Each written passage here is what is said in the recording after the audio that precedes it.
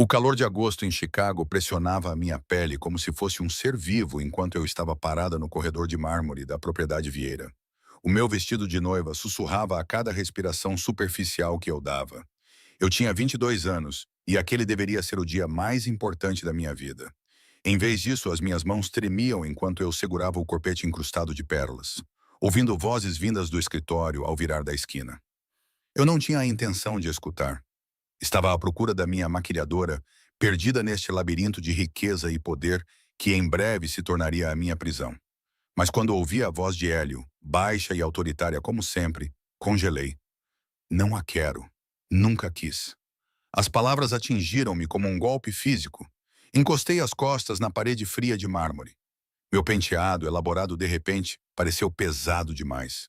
O véu caiu pelas minhas costas, uma zombaria da inocência virginal que deveria representar. Então por que seguir em frente com isso, chefe? Bruno Elio era seu braço direito. 3 meses atrás, ele entregou o contrato de casamento ao meu pai como se fosse uma fusão de empresas. O que eu suponho que fosse, já que Hélio controla a distribuição da Zona Sul. Eu conseguia imaginá-lo perfeitamente, mesmo sem poder vê-lo. Ele tinha 37 anos, cabelos escuros sempre penteados para trás e um rosto que parecia esculpido em granito.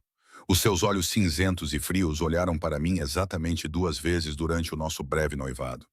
Nas 2 vezes, ele me avaliou como se eu fosse uma mercadoria. A família Santoro vem invadindo o nosso território. Casar com Genevra consolidaria o nosso poder, eliminaria um rival em potencial e garantiria os portos que o pai dela controla. 6 meses atrás, o meu pai, Vitorial Moretti, sentou-me e explicou que nada disso importava. A minha vida, os meus sonhos de estudar história da arte em Florença, a minha esperança de um futuro construído em algo além de sangue e poder. A família Vieira queria uma aliança. Eu era o preço. Ela é bonita o suficiente. Outra voz se juntou. Era Dário, primo de Hélio, que sempre me olhava como se quisesse me devorar. Boa reprodutora. Mordi o lábio com força suficiente para sentir gosto de ferro, lutando contra a vontade de invadir aquela sala e dizer a todos exatamente o que pensava sobre ser reduzida ao meu potencial reprodutivo. Mas eu fui criada neste mundo. Eu conhecia as regras. As mulheres não falavam a menos que fossem interpeladas. Nós sorríamos, nós obedecíamos, nós produzíamos herdeiros, nós sobrevivíamos. Beleza não é o que eu preciso numa esposa, disse Hélio. Havia algo na sua voz que eu não conseguia identificar. Amargura, exaustão. Preciso de alguém em quem possa confiar, alguém que entenda esta vida. Não uma rapariga protegida que acha que a máfia é romântica como os personagens dos romances. A injustiça disso roubou-me o fôlego. Protegida. Eu tinha visto a minha mãe deteriorar-se sob a pressão de estar casada com um homem como o meu pai. Eu tinha visto o que essa vida fazia às mulheres, como as esvaziava até que não passassem de belas conchas. Eu tinha passado toda a minha vida a preparar-me para escapar disso, apenas para ser entregue a um homem que me causava ainda mais medo do que o meu pai. Então, qual é o plano depois do casamento? Perguntou Bruno. Ela vai morar na ala leste. Ela pode ficar com os quartos que quiser, respondeu Ioia com desdém. Desde que ela não se intrometa nos meus negócios e dê à luz um herdeiro dentro de um ano, ela pode redecorar toda a propriedade. Por mim, tudo bem. Algo dentro de mim se partiu. Não foi o meu coração. Nunca fui ingênua a ponto de esperar amor desse arranjo. Mas o meu orgulho, o meu senso de identidade, a pequena e teimosa parte de mim que esperava, talvez, que pudesse haver respeito mútuo, se não afeto. Você é um bastardo frio, Helio. Dário riu. Pelo menos finja que a quer na sua noite de núpcias. Cumprirei o meu dever. As palavras foram secas e definitivas. Não esperei para ouvir o resto. Peguei nas minhas saias e corri. O som dos meus saltos ecoava como tiros pelo corredor vazio. A minha visão ficou embaçada pelas lágrimas que me recusei a deixar cair. Ainda não. Não onde alguém pudesse ver. Felizmente, o lavabo estava vazio. Tranquei a porta, apoiei-me na pia e olhei para o meu reflexo. A mulher que me olhava de volta era uma estranha. A maquilhagem profissional destacava as características que eu herdara da minha avó siciliana. Os seus olhos escuros, que normalmente brilhavam com desafio, estavam agora apagados com resignação. Os meus lábios carnudos estavam pintados da cor de sangue seco. Eu era uma noiva, uma mercadoria, um meio para atingir um fim. O meu telemóvel vibrou na pequena bolsa que eu tinha deixado na bancada. Era a Lena, a minha melhor amiga desde a infância e a única pessoa na minha vida que compreendia o que significava nascer neste mundo sem o ter escolhido. 10 minutos até o início da cerimônia. Estás pronta? Pronta. Que pergunta ridícula. Estava pronta para casar com um homem que não me queria? Um homem que me via como nada mais do que uma aquisição estratégica? Que só queria cumprir o seu dever e nada mais? Digitei de volta com os dedos trêmulos. Preciso de mais 5 minutos. A verdade era que precisava de uma vida inteira. Eu precisava estar em qualquer lugar, menos aqui, vestindo qualquer coisa, menos este vestido, prestes a comprometer a minha vida com um homem que acabara de destruir a minha última esperança. Uma batida forte na porta me fez sobressaltar. Genevra. A voz do meu pai estava áspera de impaciência. O que estás a fazer aí dentro? A cerimônia começa em 5 minutos. Alisei o vestido, verifiquei a maquilhagem e destranquei a porta. Victoria Moretti encheu a porta, o seu peito largo esticando o smoking e o rosto a ficar vermelho devido a anos de bom vinho e más decisões. Estás pálida, observou ele, estreitando os olhos. Estás doente? Só nervosa, menti. Não adiantava dizer-lhe que tinha ouvido o desprezo do meu futuro marido. O meu pai não se importava com os meus sentimentos. Tudo o que lhe importava era a aliança, o poder e a expansão do território que este casamento traria. Não há nada com que se preocupar, disse ele. Ofereceu-me o braço que eu aceitei porque não tinha escolha. Elio Vieira é um homem poderoso. Tem sorte em casar com ele. Sorte. A palavra tinha gosto de cinza na minha boca. Enquanto caminhávamos em direção à capela privada, onde 200 convidados aguardavam, tive um vislumbre da vida em que estava prestes a entrar. Havia guardas armados em cada esquina, os seus olhos constantemente à procura de ameaças. Os garçons serviam champanhe que valia mais do que o salário mensal da maioria das pessoas. Mulheres cobertas de diamantes. Os seus sorrisos eram tão falsos quanto os seus elogios. Homens a fazer negócios entre brindes. As suas mãos manchadas de sangue que nenhuma quantia de dinheiro poderia limpar. Este era o meu futuro. Esta era a minha vida.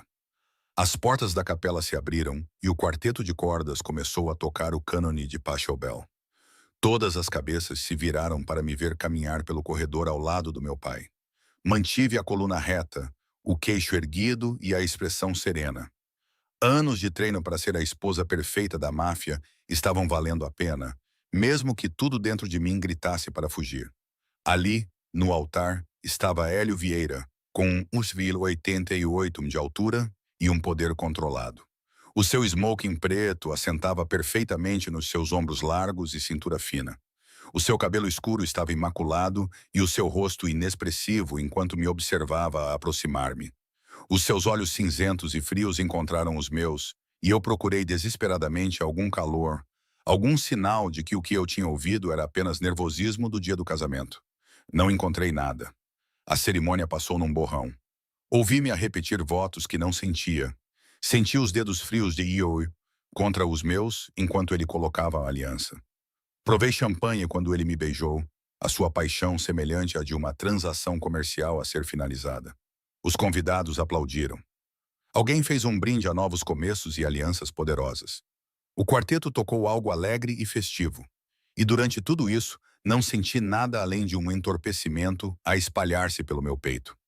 A recepção foi realizada no grande salão de baile da propriedade, com os seus lustres de cristal e mármore importado. Sorri até o meu rosto doer. Dancei com homens cujos nomes esqueci imediatamente.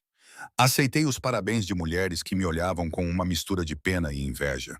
Elas tinham pena de mim porque sabiam o que significava ser casada com um homem como Hélio. Inveja por causa do poder que vinha com o nome Vieira. Hélio mal falava comigo. Ele estava sempre do outro lado da sala, conversando profundamente com outros homens, conduzindo negócios na nossa recepção de casamento, como se eu fosse apenas mais um detalhe que tinha sido resolvido. Quando ele se aproximava de mim, era apenas para me apresentar a alguém importante. Ele colocava a mão na minha cintura e sorria, mas o sorriso não chegava aos seus olhos. A minha esposa, dizia ele, e a palavra soava estranha na sua boca. Genevra, não a minha linda esposa, não a mulher que eu amo, apenas o meu nome, afirmado como um facto e desprovido de emoção. À medida que a meia-noite se aproximava, Lena encontrou-me no terraço a contemplar as luzes da cidade que se estendiam até ao horizonte. Pareces infeliz, disse ela sem rodeios, colocando uma taça de champanhe verdadeiro na minha mão. Não era o espumante que serviam aos outros convidados, mas o verdadeiro, as garrafas que eu guardava para a família e amigos íntimos. Estou infeliz, admiti, porque não fazia sentido mentir para Lena. Ela me conhecia há muito tempo e tinha visto muita coisa. Aconteceu alguma coisa? Perguntou ela, os seus olhos escuros a perscrutarem o meu rosto. Além do pesadelo óbvio de casar com um homem que mal conheço, respondi. Ouvi tudo, cada palavra fria, cada comentário desdenhoso. Quando terminei de falar, a sua expressão tinha mudado de preocupação para fúria. Aquele bastardo, sussurrou ela. Devo dizer ao meu pai para desistir do negócio de transporte marítimo. Vamos ver se o Hélio gosta de perder as suas raízes mediterrânicas. Não faças isso. Agarrei-lhe o braço. Isso só vai piorar as coisas para mim. Ele vai culpar-me por lhe ter custado o negócio. Então, o que vais fazer? Passar o resto da tua vida a ser tratada como uma égua reprodutora? A pergunta pairou entre nós, carregada de implicações. O que eu poderia fazer? O divórcio não era uma opção no nosso mundo. Fugir me mataria, e provavelmente minha família também. Essa era a minha vida agora, para o bem ou para o mal, principalmente para o mal. Eu vou sobreviver, eu finalmente disse, ecoando o mantra que minha mãe sussurrou para mim inúmeras vezes. Assim como todas as outras mulheres nesta vida, você merece mais do que sobreviver, Jane. A voz de Lena falhou. Mereces amor, respeito e parceria. Não isto. Bem, não vou conseguir isso dele. Bebi o meu champanhe, acolhendo a sensação ardente.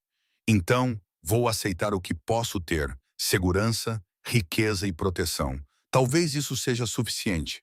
Mesmo enquanto dizia isso, sabia que era uma mentira. Nunca seria suficiente, mas era tudo o que eu tinha. A noite terminou com o Hélio e eu a sermos acompanhados até a suíte principal por um grupo de parentes bêbados que faziam piadas grosseiras sobre noites de núpcias e peidos.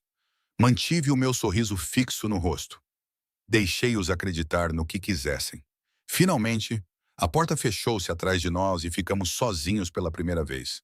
O Hélio foi imediatamente até o bar, serviu-se de uma generosa dose de uísque e bebeu-a de um só trago. Depois, serviu-se de outra e virou-se para mim.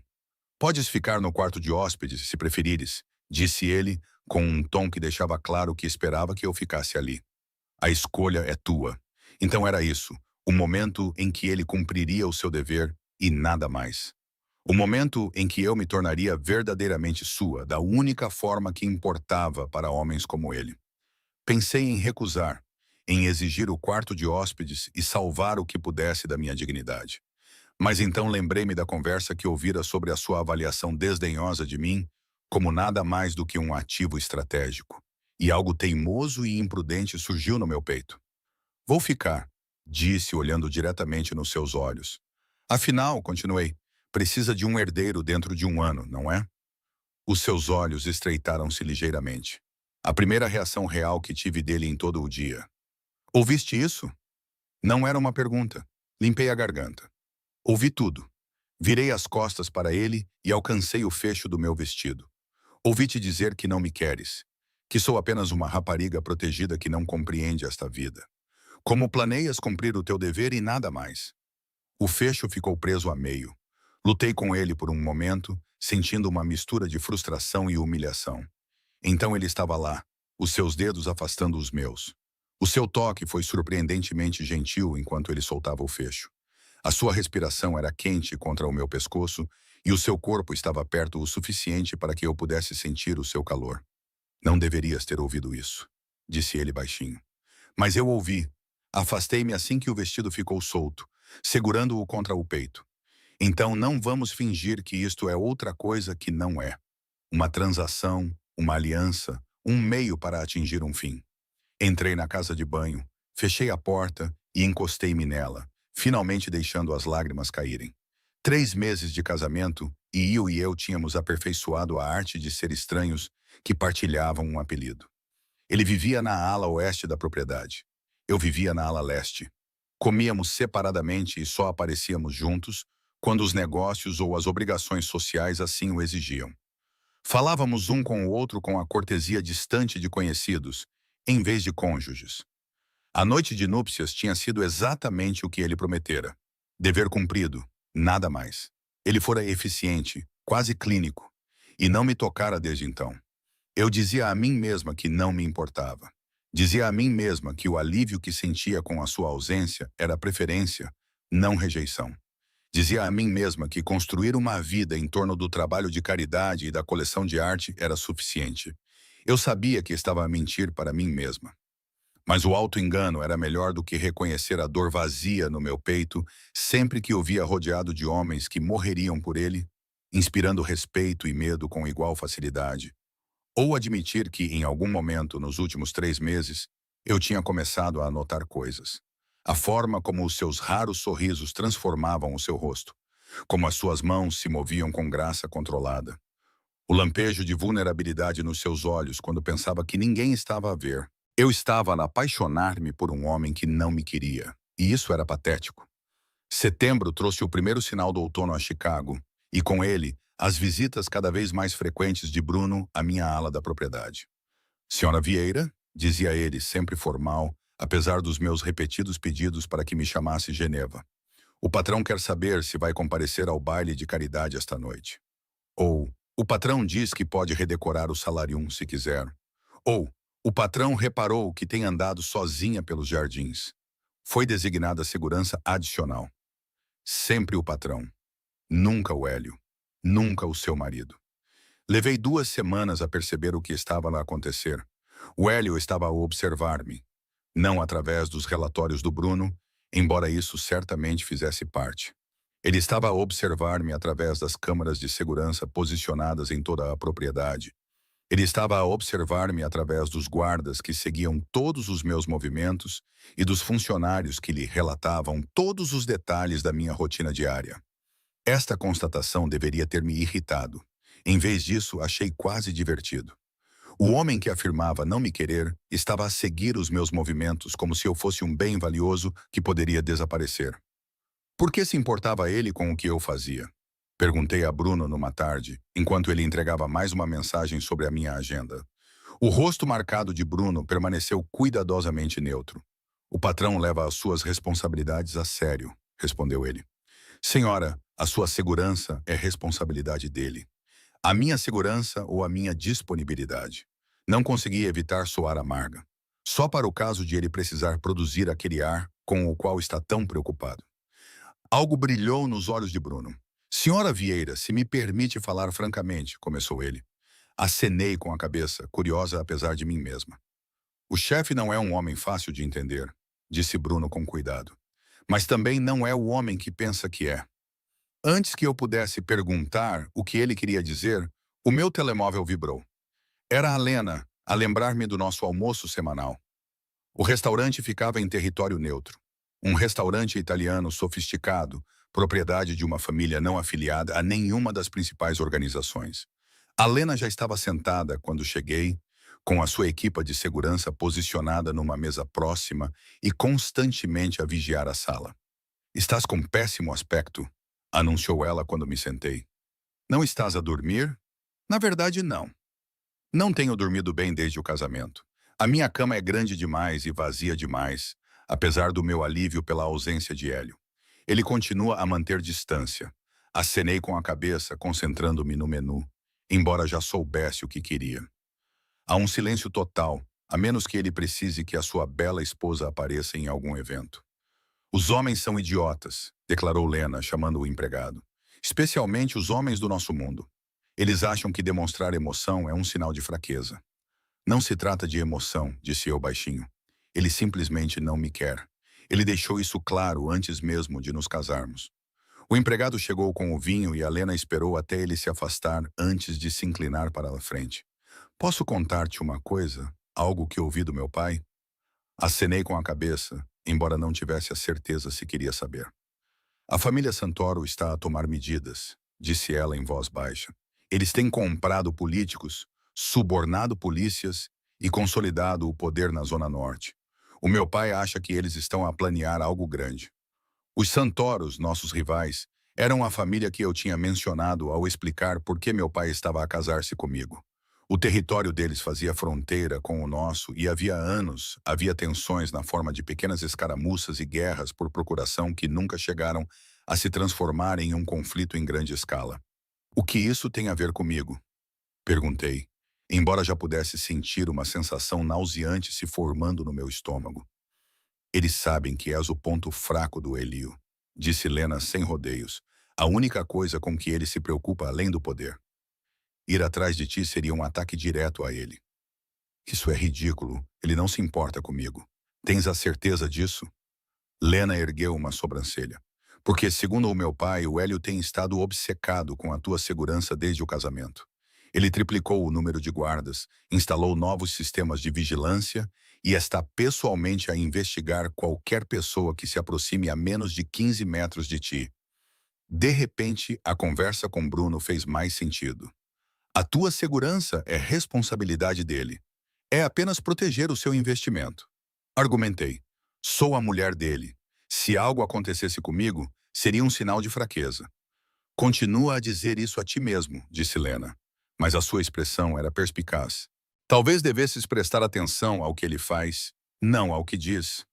Terminamos o almoço discutindo assuntos mais seguros, os próximos eventos de caridade e a última batalha de Lena com o pai, por ela ter recusado mais um casamento arranjado. Quando nos separamos, o sol da tarde incidia sobre o horizonte de Chicago, pintando tudo em tons de âmbar e dourado. O meu motorista Marcos estava à minha espera na berma. No entanto, quando saímos do restaurante, reparei num SUV preto atrás de nós que não estava lá antes. Marcos, disse baixinho, com o coração a acelerar. Estamos a ser seguidos? Os seus olhos voltaram-se para o espelho retrovisor e viu seu maxilar apertar-se. Sim, senhora. Aguente-se. Ele acelerou suavemente, zigue-zagueando pelo trânsito como se tivesse sido treinado exatamente para essa situação. Mas o SUV manteve o ritmo, acompanhando cada movimento nosso. O meu telemóvel já estava na minha mão quando tocou. O nome de Hélio piscava no ecrã. Onde estás? A sua voz era seca, urgente. Saindo do almoço com Lena. Marcos diz que estamos a ser seguidos. Eu sei. Estamos a rastrear-te. Fica ao telefone comigo. Havia algo na sua voz que eu nunca tinha ouvido antes. Medo. Hélio. Fica ao telefone, Genevra. Ouvir ele usar o meu nome em vez de minha esposa, ou algum título formal, fez-me prender a respiração. Bruno está 2 minutos atrás de vocês, com reforços. Marcos conhece o protocolo. De repente, o SUV acelerou e ficou ao nosso lado. Eu vi janelas escurecidas e algo metálico sendo levantado. Marcos virou o volante bruscamente para a direita e entramos numa rua lateral enquanto tiros eram disparados atrás de nós. Gritei, deixei cair o telefone e agarrei-me ao banco enquanto Marcos conduzia como um louco. Consegui ouvir a voz da senhora Vieira, fraca e distante, vinda de onde o telefone tinha caído. Hélio! Geneva. Agarrei-o com as mãos trêmulas. Estou aqui, estou bem. Para onde Marcos está levando você? Não sei. Para onde? Olhei pela janela tentando me orientar. Estamos indo em direção ao distrito dos armazéns. Mais tiros, mais próximos desta vez. A janela traseira explodiu para dentro, cobrindo-me com vidro de segurança. Abaixei-me. Meu coração batia tão forte que achei que fosse romper minhas costelas. Aguente firme, senhora. Aguente firme, disse Marcos com os dentes cerrados. Estamos quase lá. Quase onde? Eu queria perguntar, mas então vi. Era uma das propriedades de Hélio, um prédio comum que parecia com qualquer outro armazém do distrito, mas que na verdade era um dos locais mais seguros dele. Quando nos aproximamos, os portões se abriram e Marcos acelerou o motor, passando em alta velocidade assim que eles começaram a se fechar atrás de nós. O SUV que nos perseguia bateu nos portões, incapaz de nos seguir. Guardas armados apareceram de todas as direções e cercaram o nosso carro. Saí imediatamente do carro e vi que o rosto de Hélio estava pálido sob sua tez normalmente dourada, e seus olhos estavam selvagens com algo que parecia suspeitosamente com terror. Está ferida? As mãos dele estavam em mim, verificando se eu tinha ferimentos com uma meticulosidade que contradizia a sua habitual reserva. Eles bateram em ti? Fala comigo, Genevra. Estou bem, consegui dizer, embora estivesse a tremer tanto que mal conseguia formar palavras. A janela partiu-se, mas não estou ferida.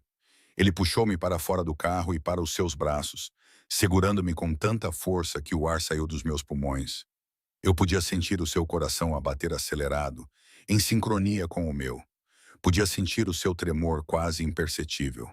Cristo, ele sussurrou no meu cabelo. Vi o rastreador desviar-se da sua rota normal. Ele não terminou a frase, mas não precisava. Eu entendi. Pela primeira vez desde o nosso casamento, Hélio Vieira estava a mostrar-me algo genuíno. Não o frio homem de negócios ou o implacável chefe da máfia, mas um homem que estava genuinamente com medo. Com medo por mim. O esconderijo era tudo o que eu esperava de uma das propriedades de Hélio. Era fortificado, luxuoso e totalmente isolado. As janelas do teto da Flórida davam para o rio Chicago. Vidros à prova de balas filtravam o sol do final da tarde em raios âmbar sobre o piso de mármore importado. Havia guardas posicionados em todas as entradas. Os sistemas de segurança deixariam qualquer instalação governamental com inveja. Era uma gaiola dourada, tal como a propriedade. Mas desta vez, Hélio estava trancado lá dentro comigo. Vais ficar aqui até neutralizarmos a ameaça, disse ele, andando de um lado para o outro na sala principal como um predador enjaulado. Tinha tirado o casaco e arregaçado as mangas, revelando antebraços musculados. O seu cabelo, normalmente imaculado, estava despenteado de tanto passar as mãos por ele. Bruno está a coordenar com o nosso pessoal. A família Santoro vai pagar por isto. Sentei-me no sofá de couro, ainda a tremer, apesar do cobertor que alguém tinha colocado sobre os meus ombros, e observei-o. Este Hélio era diferente do homem com quem me casei. Agitado e quase frenético, com o seu lendário controlo a rachar-se nas bordas. Quanto tempo? Perguntei baixinho. O tempo que for preciso, respondeu ele, parando de andar de um lado para o outro e finalmente encontrando o meu olhar. Dias, semanas, o tempo que for preciso até ter a certeza de que está segura. Então sou prisioneira novamente. O seu maxilar apertou-se. Estás protegida. Há uma diferença. Algo perigoso passou pelo seu rosto. Ele atravessou a sala até ao bar e serviu-se de um copo de uísque. Depois serviu um segundo. Trouxe-o e colocou-o nas minhas mãos. Bebe, ordenou. Ainda estás a tremer. Estava. As minhas mãos tremiam tanto que o líquido âmbar ondulava no copo. A adrenalina estava a passar, deixando para trás uma exaustão que chegava até aos ossos e a terrível constatação de quão perto eu tinha estado da morte. Estavam a atirar em mim, disse eu, as palavras parecendo distantes, como se pertencessem à história de outra pessoa. Aquelas eram balas reais, eu sei. Hélio estava sentado ao meu lado, mais perto do que nunca desde a nossa noite de núpcias. Ele estava tão perto que eu podia sentir o cheiro da sua colônia e ver os músculos do seu maxilar contraindo-se. Isto é culpa minha. Olhei para ele com severidade. Culpa tua? Eu devia ter previsto isto. As suas mãos cerraram-se em punhos. Os Santoros andavam a preparar-se há meses. Eu sabia que estavam a ficar mais ousados. Devia ter aumentado a tua segurança mais cedo. O que devia ter feito? Mantido-me trancada na propriedade permanentemente. O uísque queimava ao descer, mas eu agradeci-o. Não sou um objeto a ser guardado, Ilio. Sou uma pessoa que quase morreu hoje por minha causa. A voz dele estava rouca. Por que és minha esposa? A palavra pairou entre nós, carregada de significados que ambos vínhamos evitando há 3 meses. Por que te importas? A pergunta escapou antes que eu pudesse impedi-la. Deixaste claro antes mesmo de nos casarmos que não me querias, que eu era apenas um trunfo estratégico. A cabeça dele virou-se bruscamente para mim, com um choque estampado no rosto. O quê? Eu ouvi-te, continuei, com o uísque a soltar a minha língua e 3 meses de mágoa a jorrar. No dia do casamento, estavas no escritório com o Bruno e o Dário. Disseste que não me querias, que precisavas de alguém em quem pudesses confiar, não uma rapariga protegida que romantizava a máfia. O rosto de Hélio ficou completamente pálido. Ouviste toda a conversa. Olhei-o nos olhos, recusando-me a desviar o olhar, apesar da ardência nos meus olhos. Então, perdoa-me se estou confusa quanto ao motivo pelo qual de repente estás tão preocupado com a minha segurança e em proteger o teu investimento. Ele levantou-se abruptamente e virou-me as costas, com os ombros rígidos de tensão. Por um longo momento, ele não disse nada. Apenas ficou a olhar para o rio enquanto o sol pintava o céu em tons de vermelho e dourado. Quer saber por que eu disse aquelas coisas? A voz dele era calma e controlada, mas por baixo dela eu podia sentir algo frágil. A verdadeira razão. Esclareça-me. Ele virou-se e a expressão em seu rosto me deixou sem fôlego. Dor crua, completamente à mostra, e a máscara que ele usava com tanto cuidado foi arrancada. Porque eu estava apavorado, disse ele simplesmente.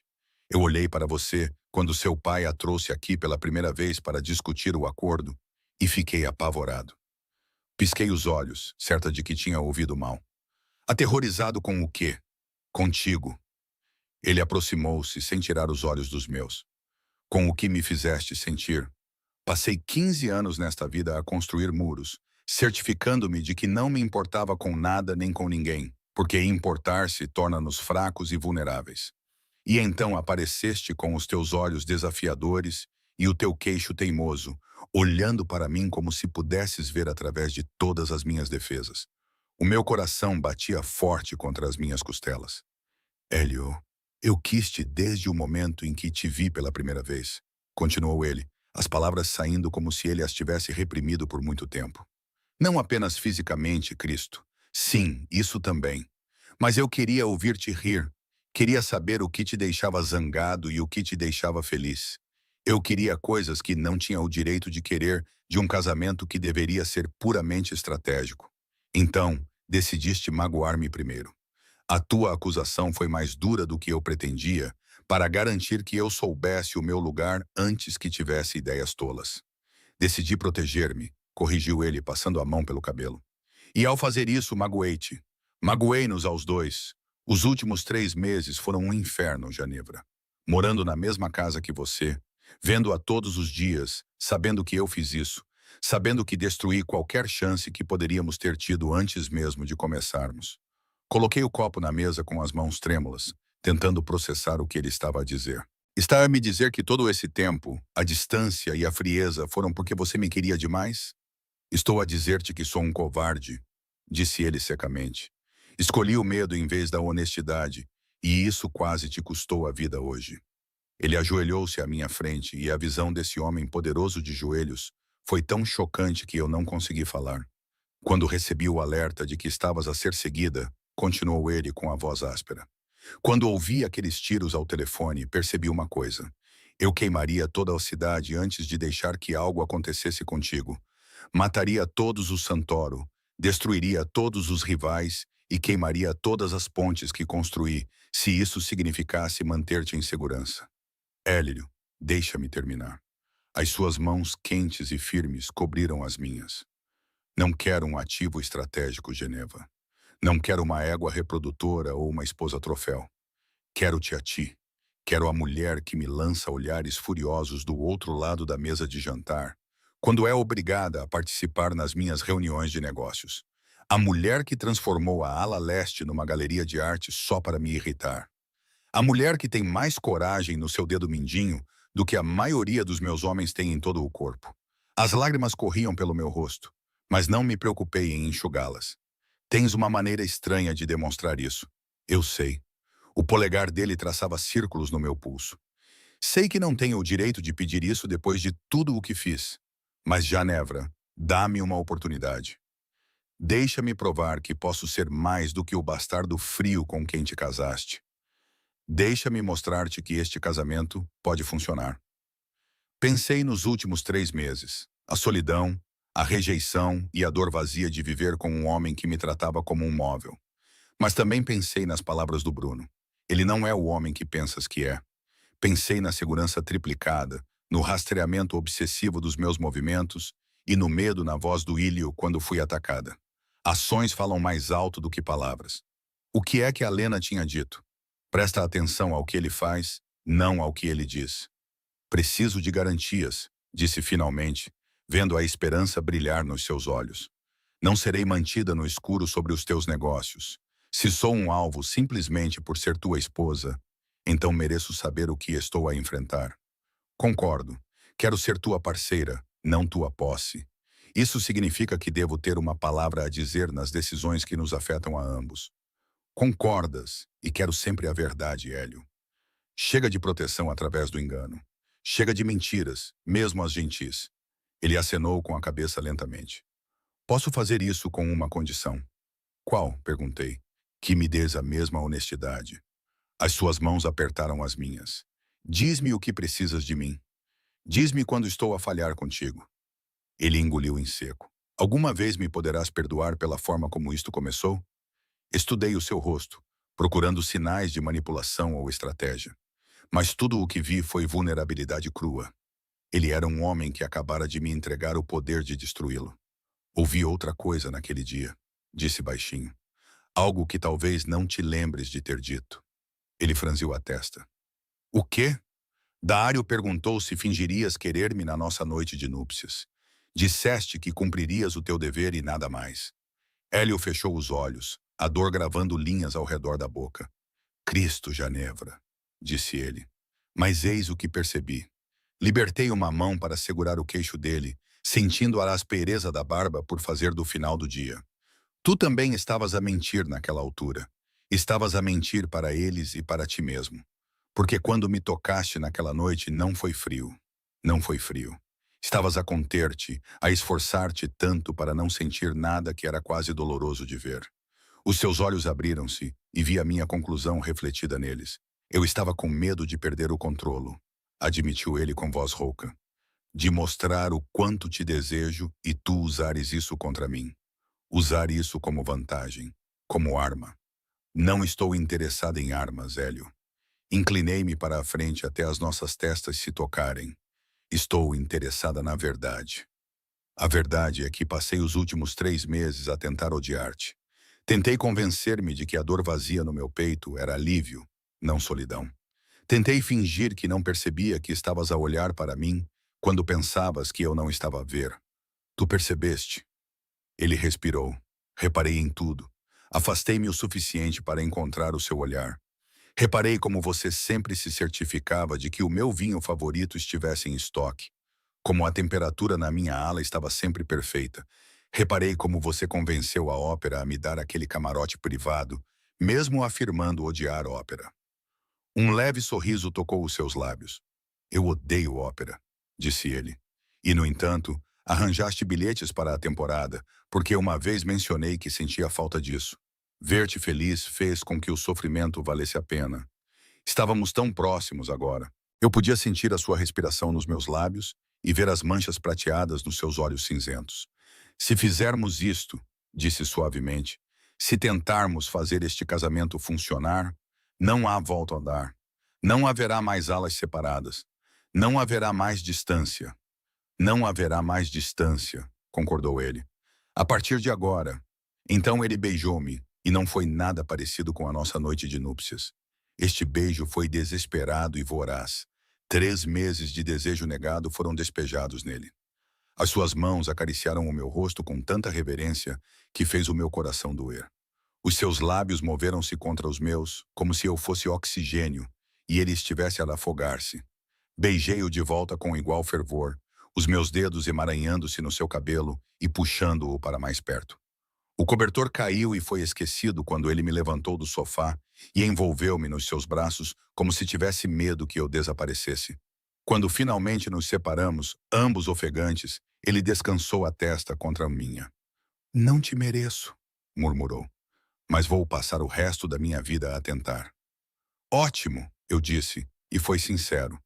Porque não sou uma mulher fácil de amar, Hélio Vieira. Não, ele concordou, um sorriso verdadeiro transformando seu rosto.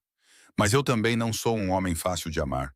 Vamos descobrir isso juntos. Juntos. A palavra soou como uma promessa e uma revelação.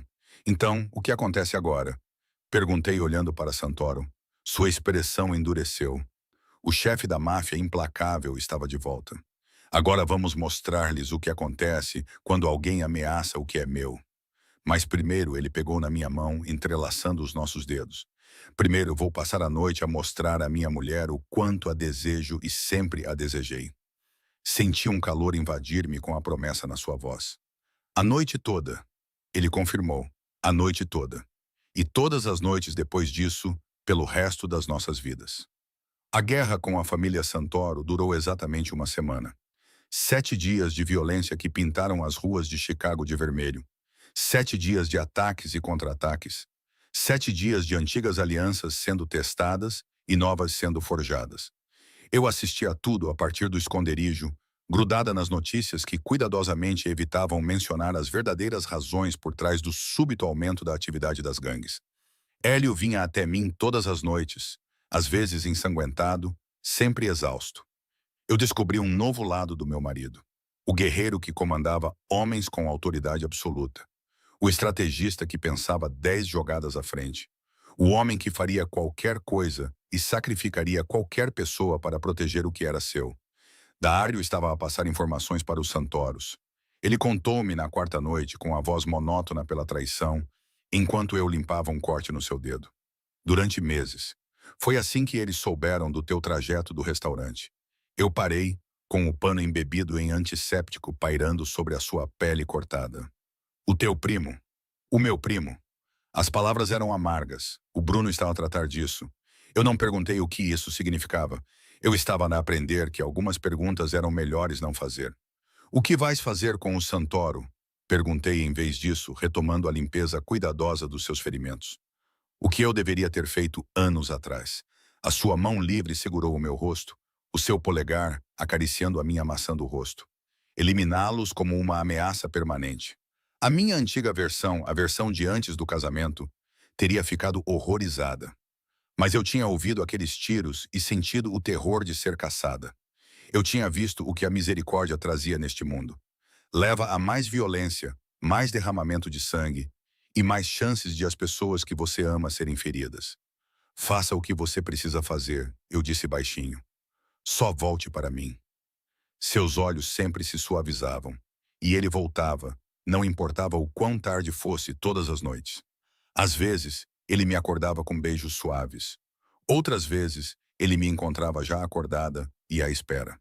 Fazíamos amor com uma urgência nascida do perigo e de uma honestidade recém-descoberta.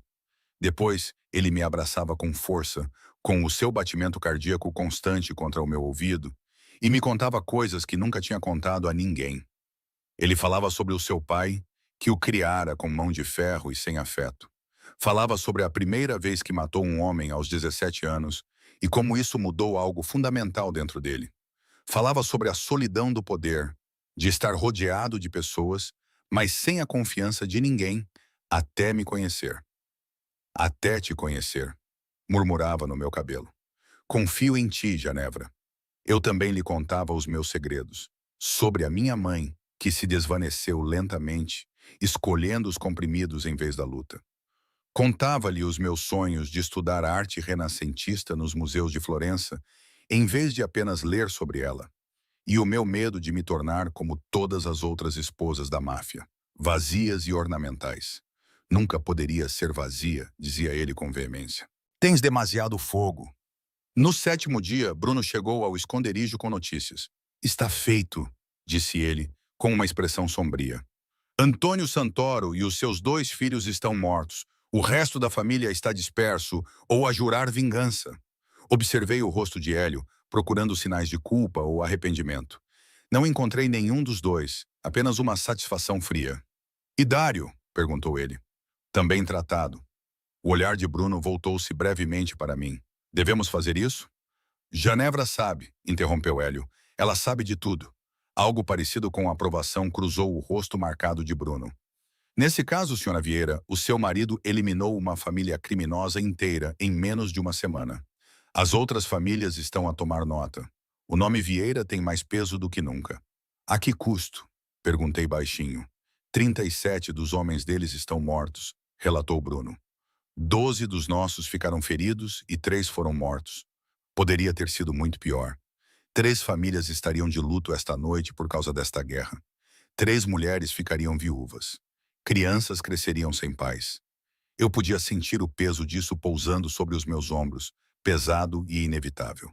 Quero conhecer as famílias das nossas pessoas que morreram, disse de repente. Os 2 homens olharam para mim surpresos. Isso não é algo que se faça normalmente, disse Bruno com cautela. O chefe costuma enviar um pagamento generoso e organizar os funerais.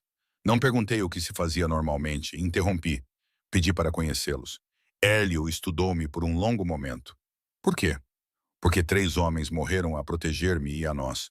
O mínimo que posso fazer é olhar nos olhos das suas famílias e agradecer-lhes. Pode ser perigoso, disse ele. Alguns podem culpar-te, quando deveriam culpar-me a mim.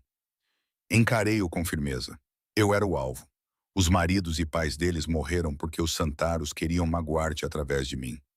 Devo-lhes mais do que dinheiro. O orgulho brilhou nos olhos de Hélio. Então iremos juntos.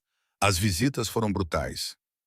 Ver a dor crua e as crianças que eram muito novas para entender por que os pais delas não voltariam para casa. As viúvas tentavam ser fortes enquanto o seu mundo desmoronava à sua volta. Todas as vezes, eu segurava as mãos delas, deixava-as chorar no meu ombro e prometia que o sacrifício dos seus entes queridos não seria esquecido. Hélio ficou ao meu lado durante tudo isso. A presença dele era uma âncora sólida. Vi algo mudar na maneira como os homens dele olhavam para nós, para mim. Não era apenas respeito pela esposa do chefe, mas lealdade genuína a uma mulher que honrava os seus companheiros falecidos. Tinhas razão, disse Hélio quando regressamos ao abrigo, após a última visita, para nos encontrarmos com eles. Eu sei, respondi, encostando-me a ele, exausta, tanto emocional como fisicamente, embora isso não tornasse as coisas mais fáceis. Nada que vale a pena fazer é fácil. Os seus braços envolveram-me e abraçaram-me com força. Vem para casa comigo, Genevra. A ameaça foi neutralizada. Agora está seguro. Casa. A propriedade que parecia uma prisão há 3 meses.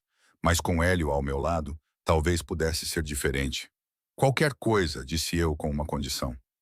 Não mais alas separadas. Vamos partilhar um quarto, uma vida. Não mais distância. Ele afastou-se o suficiente para ver o meu rosto. Esperança e calor misturavam-se na sua expressão. Queres mudar-te para a suíte principal? Quero construir algo novo, corrigi.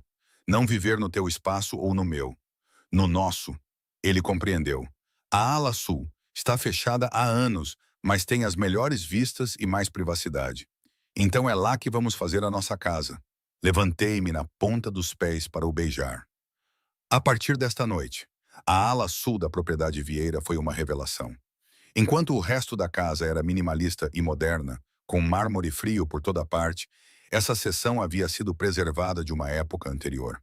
Havia sancas, pisos de madeira originais e uma lareira enorme no que se tornaria o nosso quarto. Esta era a ala da minha avó, explicou Hélio enquanto caminhávamos pelas salas empoeiradas. Ela morreu quando eu tinha 12 anos. Meu pai manteve-a fechada depois disso. Ele disse que era muito doloroso entrar lá. Eu entendia o porquê. Havia um calor aqui que faltava no resto da casa. Era a evidência de uma mulher que tinha feito deste lugar um lar, em vez de apenas uma peça de exposição. Conte-me sobre ela, eu disse, passando os dedos pela cornija esculpida da lareira. Ela era a única coisa gentil na vida do meu pai, disse Hélio baixinho. A única pessoa que o fazia sorrir. Quando ela morreu, ele tornou-se mais duro e frio e transformou-me naquilo que achava que um Vieira devia ser.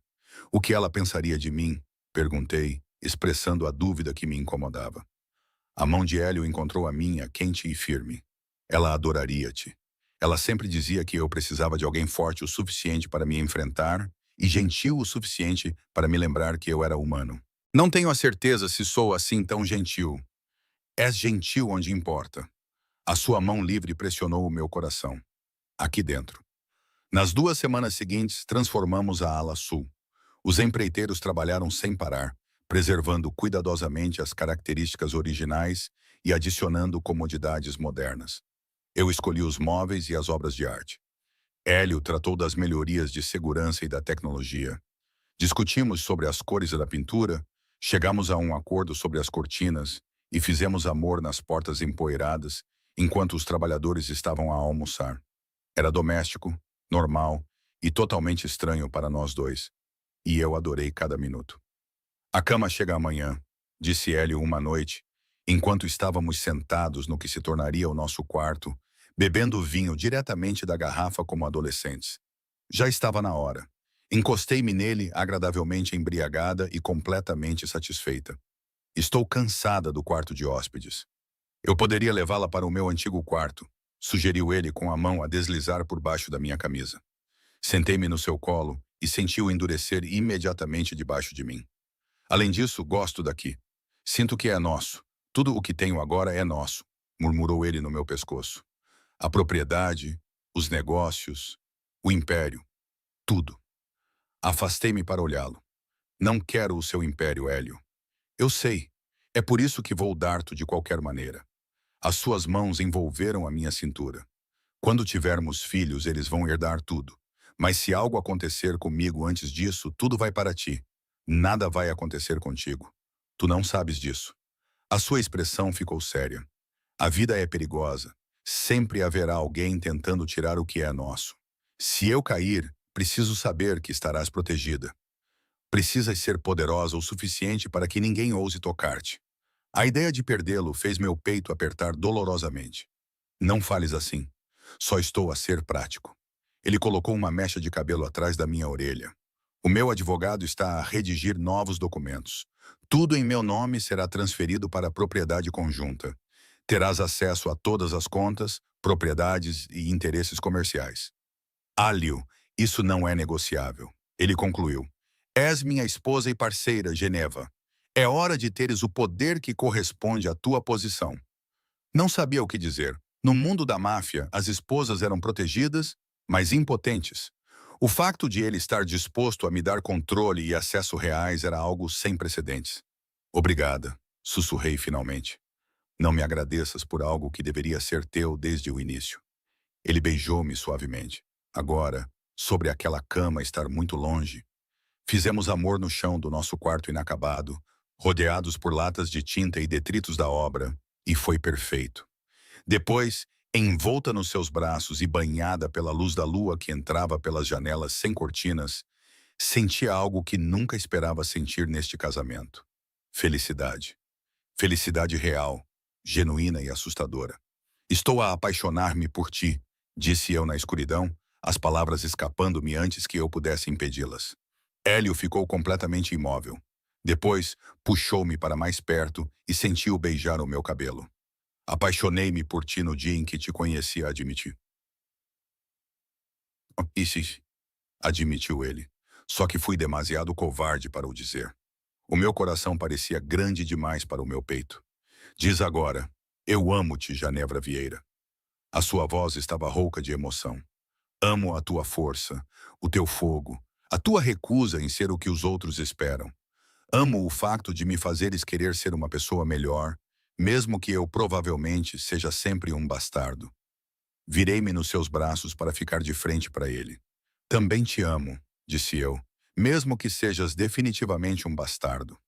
Ele riu-se com um som puro e alegre. Somos um belo par. O melhor par.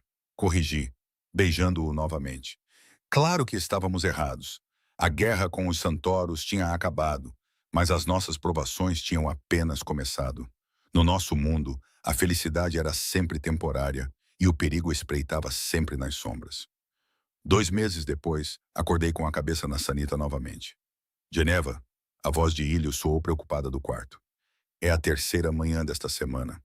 Enxaguei a boca, espirrei água fria no rosto e olhei para o meu reflexo no espelho. Pele pálida, olheiras e uma suspeita crescente. Quando tinha sido a minha última menstruação? 6 semanas atrás? 7? Estou bem, respondi, embora as minhas mãos tremessem enquanto agarrava a bancada de mármore. Foi só algo que comi. Hélio apareceu na porta, já vestido para o dia com calças cinza escuro e uma camisa branca com as mangas enroladas para revelar os antebraços. Disseste isso ontem, e ainda é verdade. Ele me estudou com os seus olhos cinzentos perspicazes. És uma péssima mentirosa, Yamoro. O carinho que ele começou a usar regularmente nas últimas semanas fez meu coração apertar. Tínhamos sido tão felizes ultimamente, nos adaptando à nossa nova vida juntos. A ala sul finalmente estava pronta. Nosso santuário privado dentro da grande propriedade. Comíamos juntos, adormecíamos abraçados e acordávamos com beijos lentos pela manhã. Eu não queria que nada perturbasse essa felicidade frágil, especialmente quando ainda não tinha certeza. Tenho uma reunião com a direção da instituição de caridade esta tarde, disse eu, mudando de assunto. A angariação de fundos do próximo mês é Genebra. Ele aproximou-se de mim e levantou-me o queixo. O que se passa? E como lhe tinha prometido ser sempre honesta, contei-lhe. Acho que posso estar grávida. As palavras pairaram no ar entre nós. O rosto de Hélio ficou completamente inexpressivo e o seu corpo ficou muito imóvel. Por um longo momento, ele não disse nada, e o meu coração afundou. Era demais, muito cedo. Afinal, só estávamos juntos há 2 meses. Ainda estávamos a conhecer-nos e a construir a nossa relação. Grávida, repetiu ele suavemente. A mão dele moveu-se do meu queixo para a minha barriga, pressionando suavemente a superfície plana. O nosso bebê. Talvez, adverti. Ainda não fiz o teste. Posso estar apenas a sentir-me mal. Faz um. A voz dele estava áspera. Agora, Hélio, por favor, disse ele. Preciso de saber. Havia uma vulnerabilidade na expressão dele que eu raramente tinha visto antes, e isso fez-me acenar com a cabeça. Ok, Bruno foi enviado para comprar vários testes de gravidez. Ele voltou em 1 hora com o rosto cuidadosamente neutro, enquanto me entregava o saco discreto. Tranquei-me na casa de banho enquanto Hélio andava de um lado para o outro no quarto. Havia 3 testes, todos de marcas diferentes. Alinhei-os na bancada e esperei o tempo necessário, com o coração a bater forte contra as costelas. 3 testes, 3 resultados positivos. Abri a porta e encontrei Hélio paralisado no lugar. Os nossos olhos se encontraram e eu acenei com a cabeça uma vez. Estou grávida. Ele atravessou o quarto em 2 passadas, me levantou do chão e me girou. O seu riso era de pura alegria, desinibido de uma forma que eu nunca tinha ouvido antes. Vamos ter um bebê, disse ele, colocando-me no chão com delicadeza e reverência. Meu Deus, Ginevra, vamos ser pais. Senti um alívio enorme. Estás feliz? Feliz? Ele segurou o meu rosto com as mãos, com os olhos brilhantes. Estou apavorado, extasiado e completamente despreparado. Mas sim, amor, estou feliz. Não contamos a ninguém, guardando a notícia para nós mesmos durante aquelas primeiras semanas preciosas.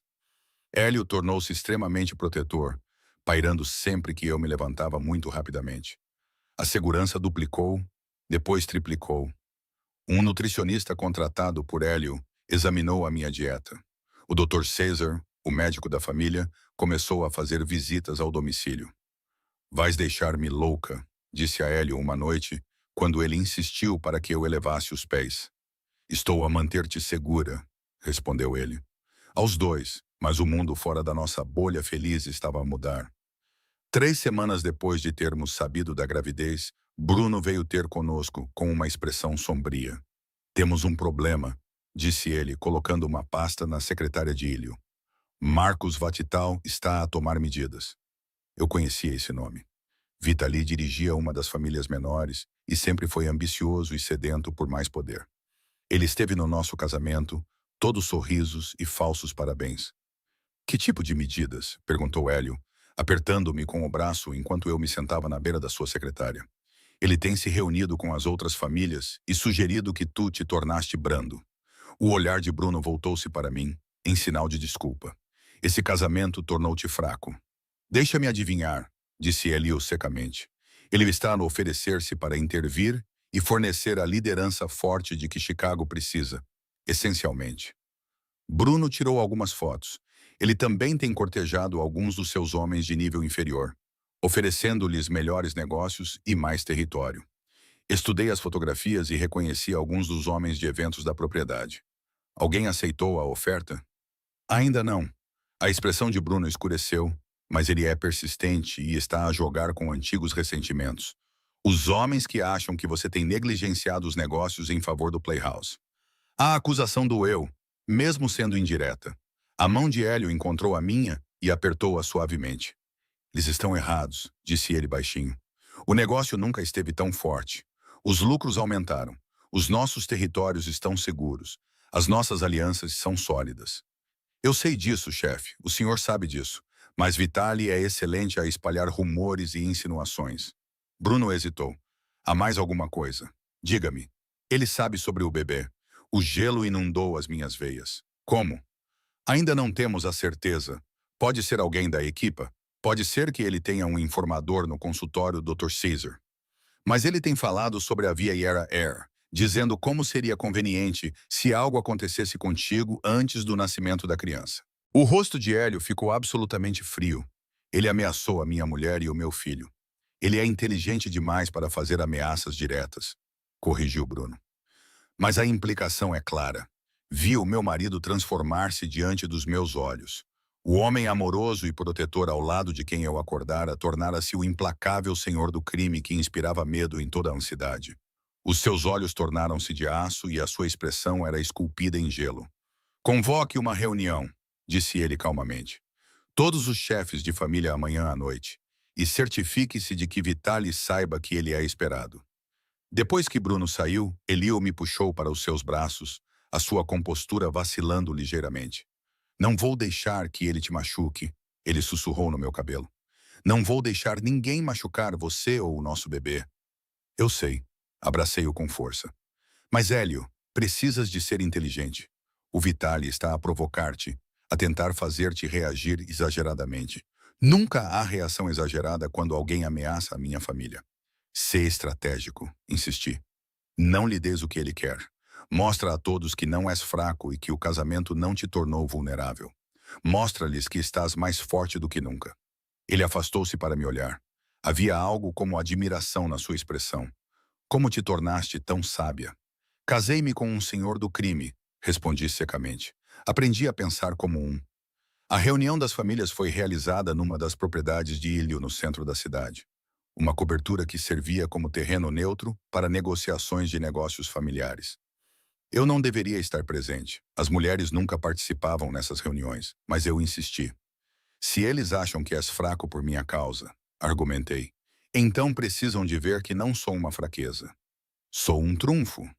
Hélio hesitou, claramente dividido entre proteger-me e reconhecer a sabedoria política da minha presença. Podes ficar ao meu lado, ele finalmente concordou. E deixa-me lidar com o vital. É claro que o beijei suavemente. Estou aqui apenas para parecer intimidante. O seu riso foi forçado. Tu, com esse vestido, vais definitivamente intimidá-los. Eu tinha escolhido a minha roupa cuidadosamente. Era um vestido preto justo, elegantemente modesto, mas inegavelmente caro. Usei o colar de rubis da minha avó. O meu cabelo estava liso e brilhante. Eu parecia em tudo uma esposa da máfia, poderosa e intocável. Os outros chefes de família já estavam reunidos quando chegamos, 5 homens de idades variadas.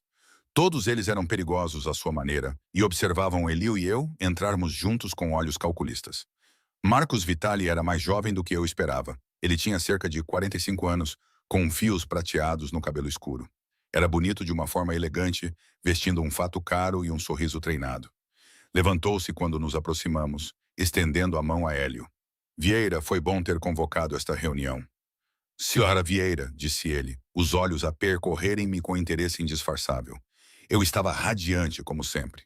A vida de casada lhe cai bem. Sim, cai, respondi friamente, colocando a mão sobre a minha barriga ainda lisa, num gesto protetor. O gesto foi deliberado, anunciando publicamente a minha gravidez. Vi o cálculo nos olhos de Vitali, a rápida avaliação e rejeição.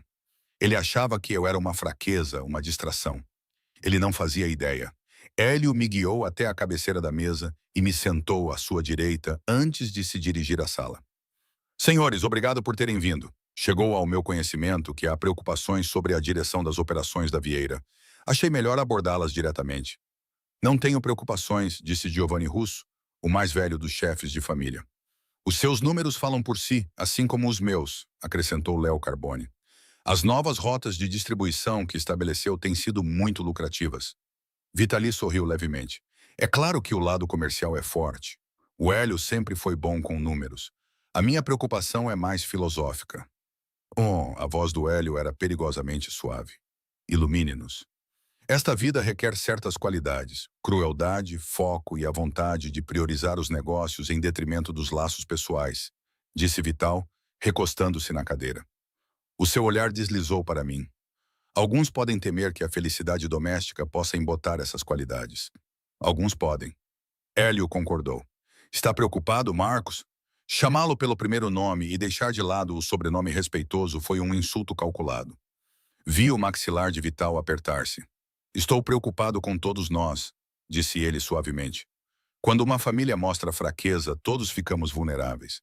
Fraqueza. O riso de Hélio foi frio. Deixe-me dizer-lhe o que vejo quando olho para o meu casamento, Marcos.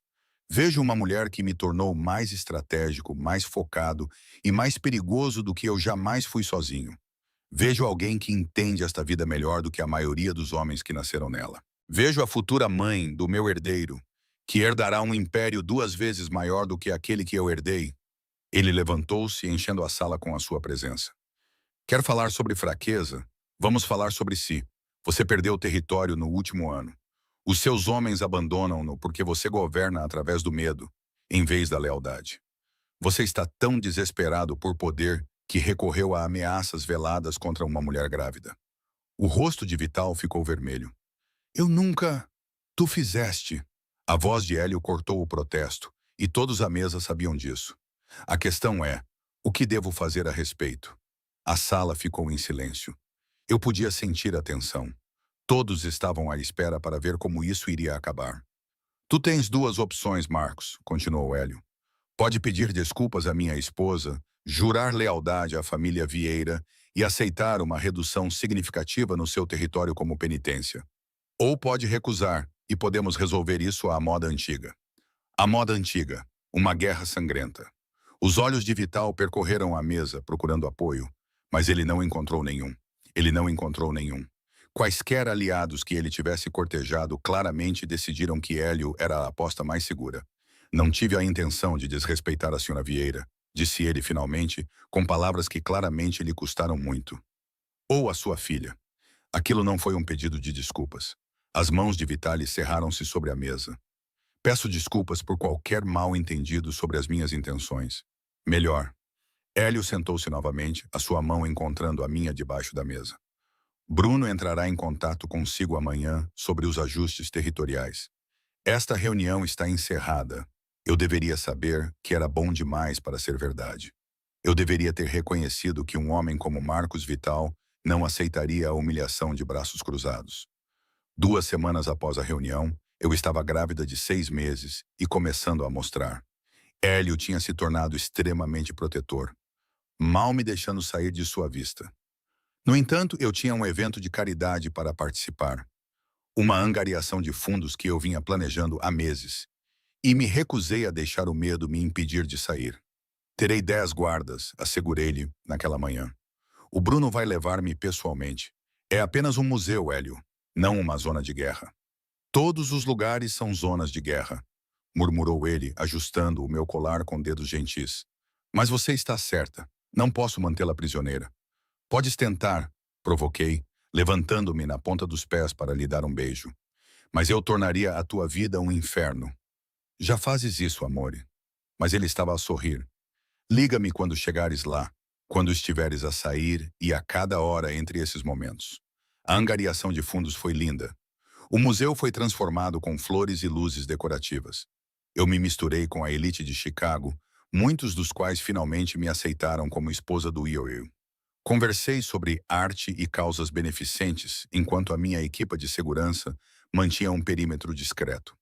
Eu estava no meio de uma discussão sobre um novo programa de bolsas de estudo, quando Bruno apareceu ao meu lado, com o rosto pálido. Senhora Vieira, disse ele com urgência, precisamos de sair agora. A urgência na sua voz fez o meu coração saltar. O que se passa? O chefe, houve um incidente. O mundo virou de cabeça para baixo. Que tipo de incidente? Aqui não. A mão de Bruno já estava no meu cotovelo, guiando-me em direção à saída. Eu explico no carro. A viagem de volta para a propriedade pareceu a mais longa da minha vida. A explicação de Bruno foi muito fria, mas as suas palavras pintaram um quadro horrível. Vital não tinha aceitado a derrota. Ele estava a planear algo maior. Algo que eliminaria Hélio e lhe permitiria assumir o território dos Vieira. Ele marcou uma reunião para discutir as transferências de território, mas era uma armadilha. Emboscou Hélio com uma dúzia de homens armados. Quão grave? Perguntei, acariciando a minha barriga de forma protetora. Ele está vivo, disse Bruno, o que não era uma resposta. O Dr. Caesar está com ele agora. A propriedade estava em caos quando chegamos. Havia homens armados por toda a parte e os funcionários estavam pálidos e assustados. Tanto quanto uma mulher grávida de 6 meses podia, corri pela casa, seguindo o som de vozes urgentes até o nosso quarto. Hélio estava deitado na nossa cama, com a camisa cortada, e o Dr. César trabalhava freneticamente num ferimento no ombro dele. Havia muito sangue, encharcando os lençóis e manchando as mãos do médico. O nome de Hélio escapou-me num soluço. Os olhos dele abriram-se e encontraram os meus. Genebra, deverias estar na angariação de fundos. Não deverias ter sido baleado, respondi, aproximando-me dele. As minhas mãos tremiam quando segurei as dele. Estavam pegajosas de sangue. O que aconteceu? Vitali. O nome era uma maldição. O bastardo tinha 12 homens à espera. Eu só tinha 4. Onde ele está agora? Perguntei olhando para Bruno. No vento, respondeu Bruno com severidade, limpando a garganta. Mas estamos à caça dele. O Dr. César olhou para cima. Senhora Vieira, preciso de espaço para trabalhar. Não vou deixá-lo. Geneva. Hélio tentou sentar-se. Ele estremeceu. O bebê está bem, interrompi. Mas você não está. Qual é a gravidade, doutor? A bala atravessou limpa, disse o Dr. César, voltando ao seu trabalho. Não atingiu as artérias principais. Ele precisará de repouso e antibióticos, mas vai recuperar. O alívio fez os meus joelhos fraquejarem. Graças a Deus. Não a Deus, disse Hélio, com a voz tensa, mas firme. Bruno. Ele conduziu como um louco para me trazer até aqui. Nas horas seguintes, toda a história veio à tona. A emboscada de Vital tinha sido cuidadosamente planeada, mas ele subestimou o instinto de sobrevivência de Hélio e as habilidades de Bruno. Eles lutaram para escapar, mas Hélio foi baleado no processo. Agora, Vitali estava desaparecido, junto com seus associados mais próximos. Todos os contatos, todos os esconderijos e todas as fachadas comerciais tinham sido abandonados. Ele está a fugir, relatou Bruno naquela noite, enquanto Hélio dormia agitado devido a uma mistura de analgésicos. Mas ele não pode ir muito longe. Espalhamos a notícia. Todas as famílias, todos os associados. Marcos Vital é um homem morto. Sentei-me ao lado da cama de Hélio, segurando a sua mão e observando o seu peito subir e descer. O medo que senti quando o vi ensanguentado e ferido transformou-se em algo mais forte, algo mais frio. Quero ajudar a encontrá-lo, disse baixinho. Bruno olhou para mim com severidade. Senhora Vieira, não vou ficar aqui à espera enquanto aquele bastardo está por aí a planear o seu próximo ataque. Encarei-o com firmeza. O Hélio está vulnerável neste momento. Alguém precisa de assumir o comando enquanto ele recupera. Com todo o respeito, está grávida de 6 meses. Também sou a esposa do chefe desta família, o que significa que tenho autoridade. Levantei-me e fui até a janela. Convoque uma reunião dos tenentes para amanhã de manhã. É hora de eles saberem com que tipo de mulher Elio se casou. Vi dúvida nos olhos de Bruno, mas também um pouco de respeito. Vou fazer as chamadas. A reunião foi realizada no escritório de Hélio. 10 dos seus homens mais confiáveis se reuniram em torno da mesa de conferências. Eles pareciam céticos quando entrei. Uma mulher grávida, presumindo dar-lhes ordens. Senhores, comecei, de pé à cabeceira da mesa onde Hélio costumava sentar-se. Como sabem, o meu marido está a recuperar de uma tentativa de assassinato.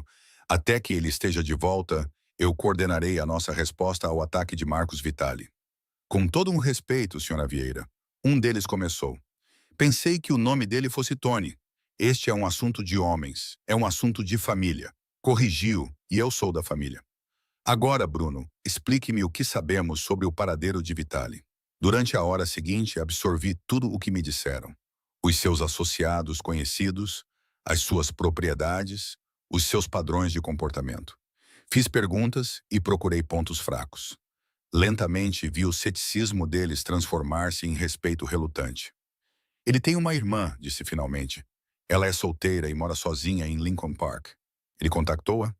Temos pessoas a vigiar a casa dela, confirmou Bruno. Nenhuma na atividade. Ele não irá lá pessoalmente, concluí. Seria demasiado óbvio. Mas ele pode enviar uma mensagem ou um mensageiro. Alguém em quem ela confie. Olhei para Tony. Tu cresceste naquele bairro. Em quem ela confiaria? Os seus olhos arregalaram-se. O padre dela, o padre Donovan, da igreja de St. Mary. Coloque alguém na igreja, ordenei. Vigilância discreta. Se uma mensagem chegar através do padre, saberemos. Bruno acenou com a cabeça em aprovação.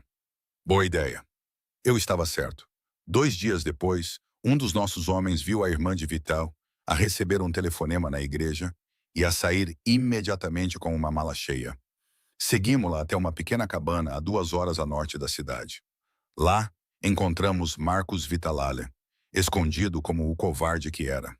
Hélio ainda estava a recuperar-se quando Bruno e os outros trouxeram Vitale de volta, amarrado e ensanguentado.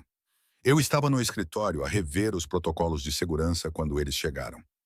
Senhora Vieira, disse Bruno, nós o temos. O que a senhora gostaria que fizéssemos?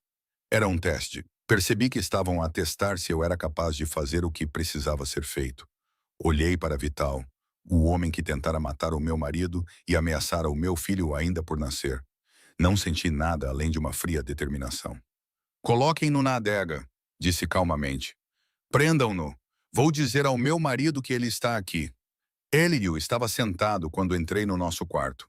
Parecia mais saudável, embora ainda se movesse com cuidado. Estiveste ocupada, observou ele, apontando para o relatório espalhado pela cama. Alguém tinha de estar. Sentei-me cuidadosamente ao lado dele. Encontramos o Vital. Os seus olhos ficaram mais perspicazes. Onde? Contei-lhe tudo, como tinha gerido a organização na sua ausência. Contei-lhe como tinha descoberto o esconderijo do Vital. Contei-lhe como os homens agora me olhavam com respeito, em vez de desprezo. Foste tu que fizeste isso, disse ele, olhando para mim com admiração. Tu encontraste-o. Tu comandaste os meus homens. Foste magnífica, Cristo e Genevra.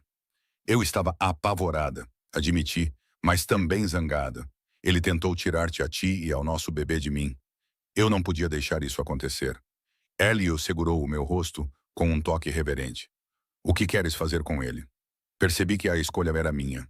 O meu marido estava a dar-me o poder de decidir o destino de Marcos Vitale. Quero que seja você a tratar disso, disse finalmente. Mas quero estar presente quando o fizer. Quero que ele veja que a mulher que desprezou e pensou que poderia explorar foi quem o encontrou. O orgulho brilhou nos olhos de Yo. Na noite seguinte, quando me sentia mais forte, deitamo-nos juntos na escuridão. A mão de Yo repousava sobre a minha barriga inchada e senti o nosso bebê dar o primeiro pontapé. Os movimentos eram fortes e insistentes e fizeram-nos rir de admiração. Ela é uma lutadora, murmurou Hélio, como a mãe. Ou ele é, respondi, como o pai. De qualquer forma, o nosso filho conhecerá a força. Os seus lábios encontraram os meus na escuridão, rodeados de amor e família. Na noite seguinte, eu estava ao lado de Hélio na adega, enquanto Marcos Vital se ajoelhava diante de nós. Mesmo derrotado, ele continuava desafiador. Você cometeu um erro, disse Hélio calmamente. Você achou que a minha esposa era a minha fraqueza, mas ela é a minha força vital. Ela é a razão pela qual eu sobrevivo, a razão pela qual eu luto, a razão pela qual eu construo em vez de destruir.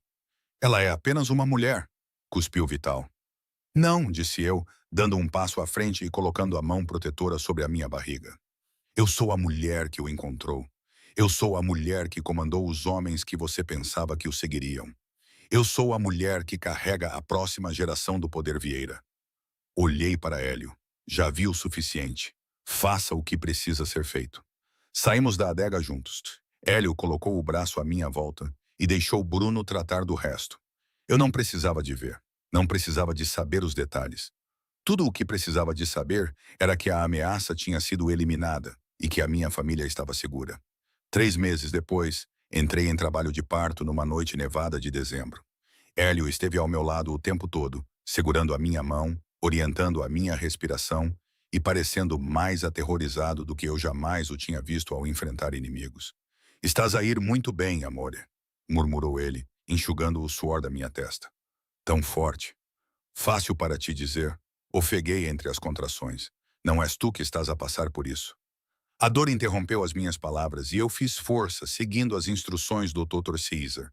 Empurra, respira, empurra novamente. Empurra, respira, empurra novamente. E então, finalmente, um choro. Forte, furioso, perfeito. É uma menina, anunciou o Dr. Caesar, colocando a nossa filha no meu peito. Ela era linda, com cabelos escuros como os de Hélio. Quando ela abriu os olhos, Vi que eram do mesmo cinza tempestuoso dos olhos do pai. Ela tinha 10 dedos perfeitos nas mãos e 10 dedos perfeitos nos pés, e seus pulmões já estavam claramente saudáveis, a julgar pela maneira como ela gritava. Olá, pequenina, sussurrei, com lágrimas escorrendo pelo rosto. Estávamos à tua espera. A mão de Hélio era gentil na cabeça da nossa filha. Os seus olhos brilhavam com lágrimas não derramadas. Ela é perfeita. Vocês dois são perfeitos. Como devemos chamá-la? Perguntei olhando para ele. Helena, ele respondeu imediatamente. Em homenagem à minha avó, a mulher que me ensinou que força e suavidade podem coexistir. Helena Vieira, testei o nome. Adoro. Aparentemente satisfeita com o nome, a nossa filha parou de chorar e piscou para nós com aqueles olhos cinzentos sérios. Ela já está a julgar-nos, disse eu, rindo entre lágrimas. Menina esperta, murmurou Hélio, inclinando-se para me beijar suavemente. Ela sai a mãe. Mais tarde, quando Helena estava a dormir nos meus braços e Hélio estava sentado ao nosso lado na cama do hospital, com o braço à volta dos meus ombros, pensei em tudo o que nos tinha levado até ali, a rejeição que eu tinha ouvido antes do nosso casamento, o ataque que nos tinha forçado a ficar juntos, as revelações sobre os medos de Hélio e a minha própria força, a guerra com Vitali que nos tinha posto à prova, e finalmente a nossa filha, a manifestação física de tudo o que tínhamos construído juntos. Lembras-te do que disseste no dia em que nos casamos? Perguntei baixinho. Que não me querias, que eu era apenas uma jogada estratégica? O braço de Hélio apertou-me com mais força. A minha maior mentira e o meu maior arrependimento. O meu também, admiti, porque acreditei em ti. Acreditei que não era desejada nem valorizada. Agora a sua voz era suave. Olhei para a nossa filha adormecida e depois para o meu marido. Agora sei a verdade. Não me rejeitaste porque não me querias. Rejeitaste-me porque me querias demasiado. Porque eu te aterrorizava. Ainda me aterrorizas, admitiu ele.